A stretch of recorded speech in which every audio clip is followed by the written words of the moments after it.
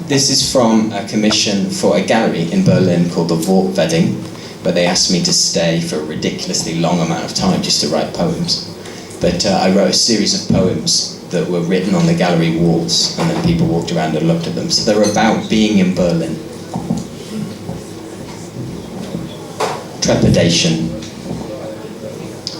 Don't change the plans at the last minute so that each person who makes up the room that is this room, who has come to be defined by that which they came here to watch, may quickly find that I don't think as much as I should about their being in love with their work colleague or neighbour, for I am not so timid as not to say anything about that and change that which particularly concerns me within the compass of this lesson that is here to be allowed in Berlin, where I am to speak from the centre of a language while my dance partner will offer me a mattress of paper which floats about our nervous chats, so that I may speak clearly in an English that you all understand. And of course you have come to know a journey to be here through the snow, and didn't imagine you would face a motion that might be dance, and is not the practice of tactile familiarity to throw or trip another human body to the floor, to end up beneath or to deflect the swing of a knife which you have no choice of deflecting, and then an address of that journey you undertook in gratitude, pleased to be indifferent to how we have been sought out,